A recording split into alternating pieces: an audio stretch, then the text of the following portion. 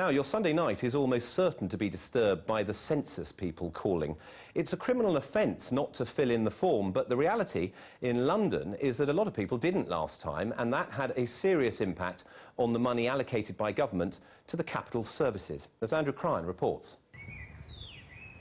Londoners are the least likely people in all the country to fill in their census forms. Kensington and Chelsea, Britain's richest borough, is the worst offender. Here, 1/3 of people were missing from the last census. I think that's because of it's probably more diverse than any other city. We speak 300 languages here.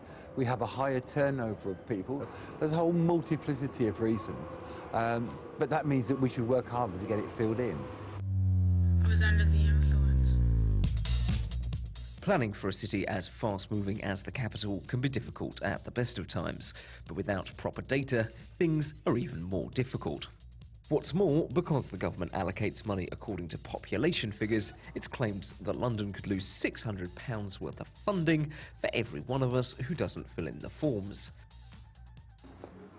Ibrahim Dogus encourages Turkish and Kurdish Londoners to fill in the forms. Because they have suffered from the hands of authorities in the countries they come from, they tend to not give out information about themselves, about their families, to any authorities. It doesn't have to be the national authority, but anything local even. They've always been, looking at it suspiciously. But while some of us don't fill in the forms through neglect, others actively refuse. This year, the arms company Lockheed Martin are helping to collect and store the data.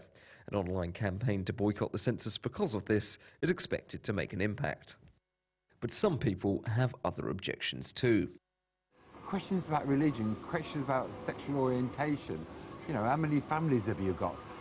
I quite honestly believe that they are prying far deeper than they need to. And take the risk and don't fill those questions out.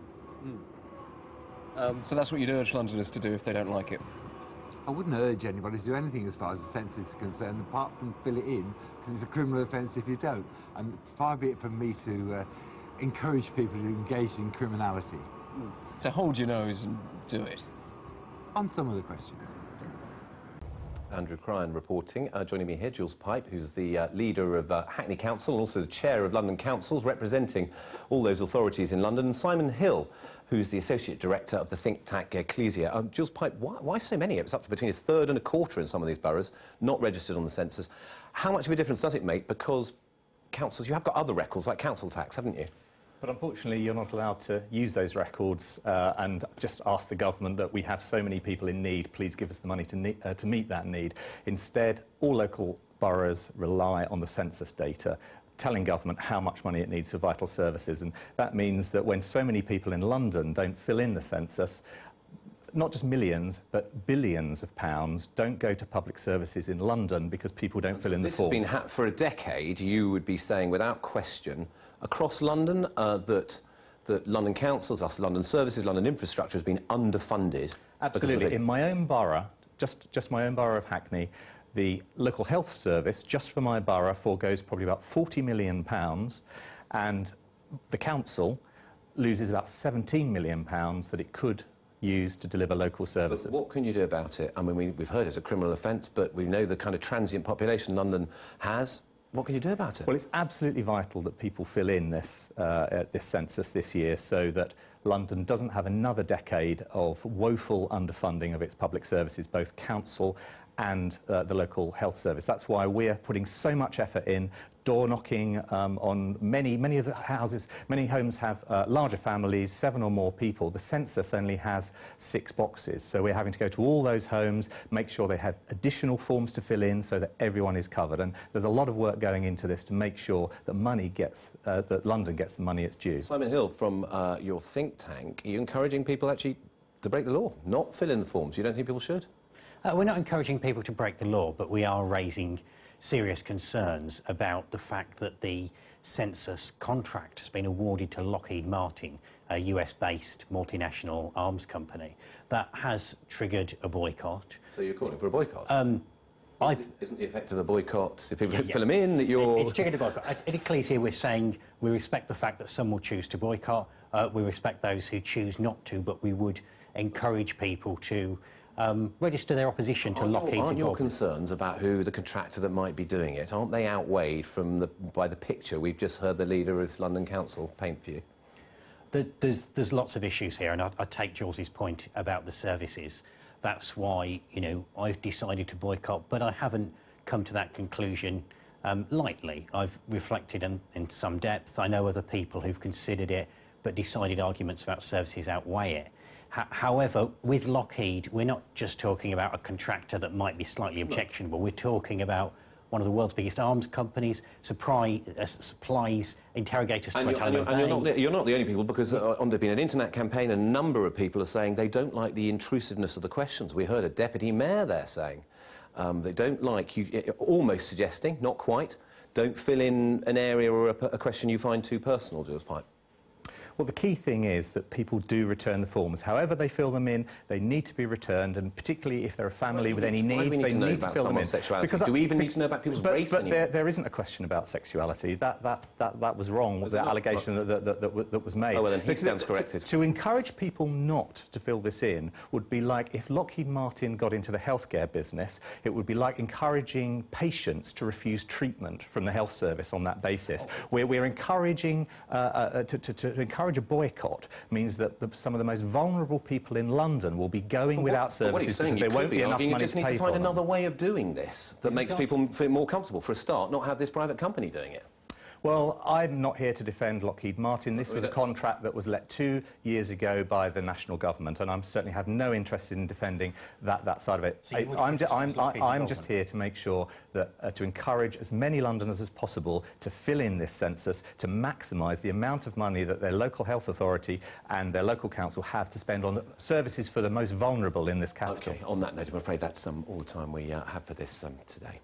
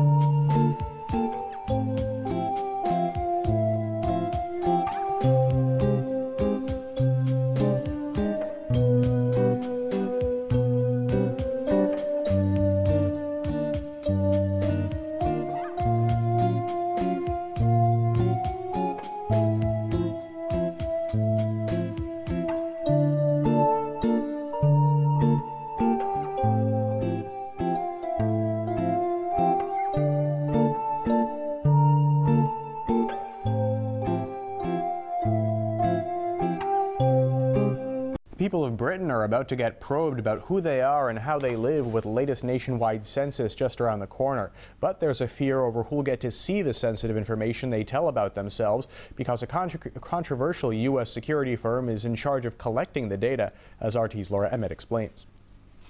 It's census time in the UK, when every household in the country is asked to provide detailed information about their lives to the government so they can keep track of what's going on. And who will be in charge of this sensitive data?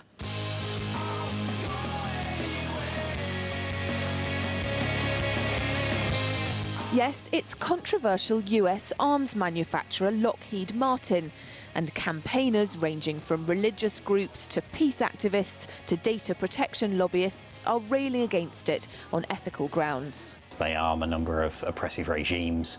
They also arm the US heavily in the wars they fought in Iraq and Afghanistan, opposed by the majority of people in Britain, even if supported by the British government. Hill vows to boycott the census, despite the risk of prosecution. He says he won't be alone. Lockheed makes landmines and nuclear weapons and contracts out interrogation at Guantanamo Bay. Although it'll be the UK arm that carries out the survey, there's still a worry that the information could fall under the auspices of the US Patriot Act, which compels personal data held by any company on systems in the US to be made available to government intelligence. The Office for National Statistics, which engaged Lockheed Martin, maintains it's taken measures to make sure US authorities can't access the data. All data processing will be carried out in the UK. No data will leave or be held at any point outside the UK. No Lockheed Martin staff will have access to any personal census data. All data is the property of the ONS, and only UK EU-owned companies will have any access to personal census data. But it's that last point that's raised red flags for data protection lobbyists, who say that all the private information collected during the census will be available to practically any organisation that requests it. Any use under any statute, any use by the security or intelligence services for national security purposes, any use for the pursuit of crime, any use in pursuit of an EU community obligation, so any EU rule, that information can be passed over. So it's essentially any government use whatsoever. The confidentiality has been abolished. And UK government agencies don't exactly have a great track record when it comes to safeguarding information. 3 years ago, a file containing secret terror-related documents was left on a train. More recently, the National Health Service lost the medical records of tens of thousands of people. Thanks to Lockheed Martin's involvement in the census, it wouldn't be hard for the US authorities to lay their hands on that information if they wanted. Data from the census is used by the government to award grants to local councils and recognise new groups in society. A census run by Lockheed Martin raises grave concerns in Britain about ethics and international security. If a lot of people boycott the census, it'll make it ineffective and a waste of money. But the $240 million contract amount will go into Lockheed Martin's pocket anyway. Laura Emmett, RT, London. This is Democracy Now!, democracynow.org, The War and Peace Report. I'm Amy Goodman with Juan Gonzalez. Our guest is William Hartung. He's the director of the Arms and Security Initiative at the New American Foundation. And he's written a new book called Prophets of War, Lockheed Martin and the Making of the Military-Industrial Complex. Very relevant, as this is the 50th anniversary of President Dwight D. Eisenhower's famous address talking about the military-industrial complex. Talk about, Bill Hartung, the revolving door between Lockheed, and explain again why Lockheed is so important, and the government. Well, the Bush years were a bonanza for the Lockheed Martin Corporation. They had a guy who went to run military space for the Air Force. They had the Deputy National Security Advisor. They had the guy running the nuclear weapons complex. They had the guy who helped run the Homeland Security Department's procurement program, all coming from Lockheed Martin. Oh, that's what I was going to say. When you say they had them, they all came from Lockheed Martin. They came from the company, so they were on the inside, able to help them, yeah. And when you say that they're perhaps the most corrupt of the military-industrial companies, what do you mean? Well, starting with the cost overruns in the 60s, they had record cost overruns on their C-5 aircraft. Then they were involved in the bribery scandals of the 70s, where they bribed, prime ministers in Japan and Italy. They bribed people in Indonesia and Saudi Arabia. So basically, they were at the cutting edge of maybe these, corruption scandals. They helped get government subsidies for their mergers in the 90s in a conflict of interest deal that involved William Perry. Now, were there ever sanctions for any of this? Well, the bribery scandals, a few of their executives had to step down, but no criminal charges were ever brought. What was the C-5A scandal? Well, they were supposed to build an aircraft that could go anywhere, basically what they called a flying military base, and it was going to be post-Vietnam, a way to intervene more quickly. But what happened was they ran a $2 billion cost overrun. The thing didn't work. The Air Force tried to cover it up, and Ernest Fitzgerald, a whistleblower, actually lost his job over exposing this, and only when William Proxmire went to his defense was he restored to his job in the Pentagon. Now, why does the U.S. government pay for their scandal? Well, I mean, basically, there just wasn't the backbone, among the presidents of those eras to really say, look, you're the one who screwed up here. You should be paying the cost of it. But, because of Proxmire, they did claw back a few $100 million of that $2 billion, but basically the company got off scot-free in many respects. There's a lot of discussion now about President Reagan. His son, Ron Reagan, is saying in his new book that he was suffering from Alzheimer's through the majority of his administrations. But you have a whole chapter on, well, you call it Reagan to the rescue. Well, Reagan doubled Lockheed Martin's contracts in the first 3 years he was in office. So they were a little bit behind the curve in the Carter years when spending dropped.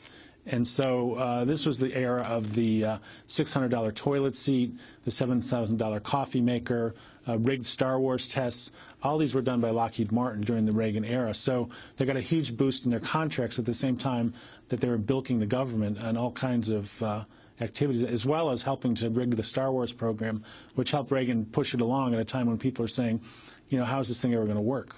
And how, what kind of influence or largesse did they get from the Clinton administration and now from the Obama administration? Well, Clinton years were good years for them because that was the merger period, and they got a couple $100 million to help them merge, to close down factories, even to pay executive bonuses for guys like Norm Augustine. We helped pay his golden parachute when he switched from Martin Marietta to Lockheed Martin. Basically, How much? Well, he got $8 million, of which we paid $3 million directly and the rest indirectly, because we're the only place they get money from, is the taxpayers. And what about the Obama administration? Well, under Obama, so far so good. I mean, he hasn't cut military spending.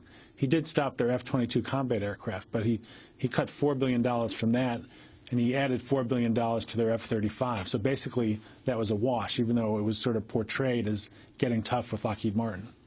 What is Lockheed Martin's role in interrogating prisoners at U.S. facilities from Iraq to Guantanamo? Well, they bought a couple companies involved in that. Cytex Corporation, Affiliate Computer Services. So they were recruiting interrogators and translators for both Guantanamo, Abu Ghraib, some of the other prison camps in Iraq.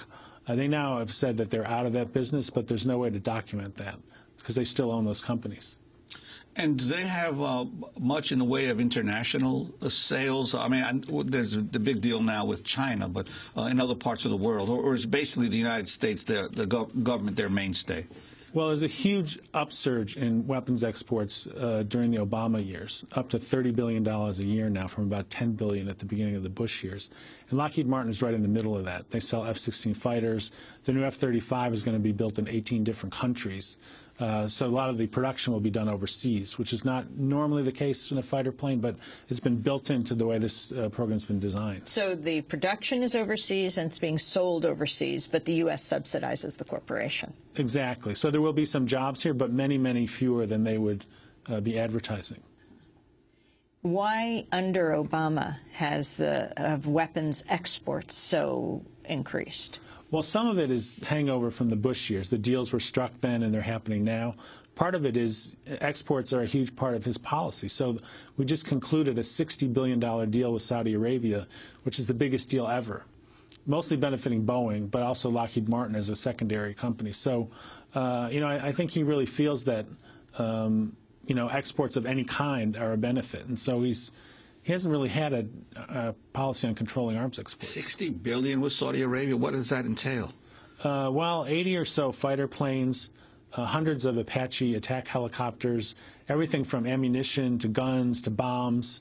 It's pretty much, you know, across the board kind of, you know, arming of the Saudi, both internal security and armed forces. Of course, the Saudis have this huge need for all of this stuff, given all the threats from other countries that they have, supposedly. Well, they have been using it to go into Yemen and to attack some forces there. But basically, it's about money and jobs. And Saudi Arabia is one of the biggest human rights abusers in the world. I mean, right now we see the revolution taking place in Tunisia, that the U.S. government shored up the dictator there, right, Ben Ali, and now, yeah, the U.S. got an economy that they felt good about, and they called it a secure country. It is hardly secure, and the people are rising up. What about what's happening in Saudi Arabia? You're talking about it also being used for, quote, internal security? Yes. U.S. firms have been training the Saudi National Guard for decades. So if they ever had to go up against the Saudi people, quite possible U.S. Contractors would be there on the side of the Saudi government. Why is there so little written about Saudi Arabia? I mean, these WikiLeaks documents on Iran, you know, there's a great deal of attention to Israel pushing for war with Iran. But what came out in the WikiLeaks documents is countries like, and particularly Saudi Arabia, was actually pushing to attack Iran. Well, I think part of it is oil. I mean, I think a lot of the media doesn't really go after them because they're viewed as sort of untouchable, because the U.S. is not going to change its relationship with them, sort of regardless of what is reported. Part of it, I think, is ideology. You know, beating up on Iran is better business and better security strategy if you want to keep large U.S. military budgets than beating up on an ally. But there's so much about Saudi Arabia that hasn't been reported, including their funding of fundamentalist groups that have ties to terrorism. It's really one of the bigger outrages of our foreign policy. Bill Hartung, just putting our military-industrial complex in a global context, the United States spends nearly as much on military power as every other country in the world combined. According to the Stockholm International Peace Research Institute, we spend 6 times more than the country with the next highest budget, which is China. That's right. And despite that, of course, the Chinese threat is being waved at us as the reason to build new combat aircraft, new combat ships, even though for them to try to catch up with us would take probably half a century. And even then, it's not clear what would happen, because it's not like the United States would stand still. So this is really for power projection. It's military bases all over the world. It's the ability to intervene on whatever grounds, national security, humanitarian, however they want to dress it up. It's really about being an imperial power in many ways. And yet we just concluded, the U.S. government concluded a deal with China selling them how many planes from Boeing? I mean, we're talking about weapons.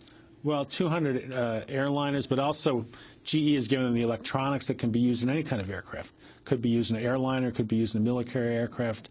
So basically they're selling out U.S. technology for the short term and hoping it's not used against the U.S. in the longer term. What do you think, as an observer of politics for so long, and particularly focusing on the military and weapons spending? Your book, Profits, that's P-R-O-P-H-E-T-S, of war, about Lockheed Martin. What do you think has to be done?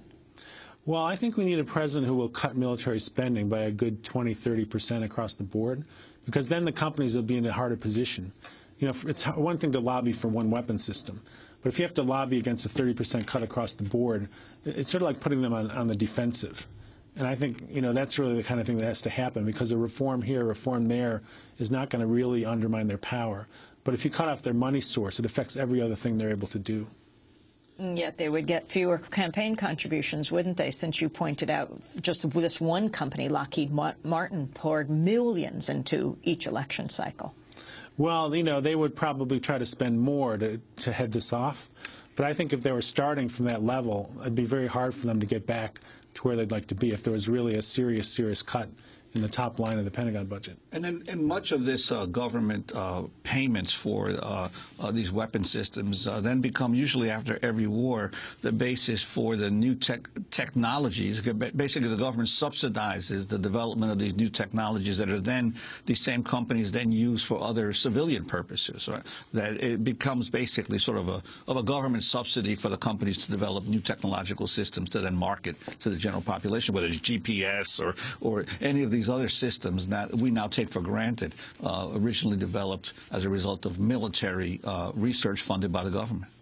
Well, it's sort of a free ride for the companies, because they get the government contracts and then they can spin off all kinds of other products. Now, it's been harder lately because commercial electronics, for example, is getting an advance of military electronics. So the spin-offs are fewer, but the concept is the same. You know, we pay for the R&D, we pay for the weapon systems, we get them set up, and then they can go use that in the commercial markets. And finally, the privatization of the military. Private military contractors in Afghanistan, they outnumber U.S. soldiers. Well, yes, it's really become kind of war for profit. And it's, you know, it's not just logistic. It's not just, you know, serving food and doing laundry. It's not just fixing the weapons. It's people carrying guns, and some of them near the front lines. So, you know, it makes it that much harder if you want to pull out troops. You know, are you really pulling out your full presence there? You know, how do you ride herd over that when it's not just the Pentagon, it's not just the armed forces, but it's this whole concatenation of private companies that also need to be reined in. And USA Today just revealed that because of new rules that say that officers, generals, people who advise the Pentagon have to reveal other sources of income and who they're working for, a number have quit because they don't want to reveal that. Well, I mean, it's a huge business to leave the Pentagon and then go into the private sector. As Brian Bender showed in the Boston Globe, 34 out of 39 generals and admirals immediately leaving the Pentagon went either to defense contractors or defense consulting firms. So some of them in their retirement can make more than they made in their entire military service. And so this is another source of conflict of interest and corruption. I mean, there's been people who have gone to jail for the way they've helped private companies. When they're on the inside, they give them a deal, and then on the outside, they go work for them. Do you think we should still call them defense contractors? Well, they're weapons contractors. They're, I don't know what you would call the broader. Essentially, they're sort of military-industrial surveillance contractors. They do everything, but defense always has been kind of a, I guess a euphemistic term for what they do. The Pentagon was originally established as the War Department. We now call it the Defense Department. Do you think we should? No, I mean, I think our government would have a hard time swallowing the honesty on that front, but I think it would go a long way towards people understanding what we're about. Bill Hartung, thanks so much for being with us. He works with the New America Foundation. His latest book is called Profits of War, Lockheed Martin and the Making of the Military-Industrial Complex. Thanks so much for joining us.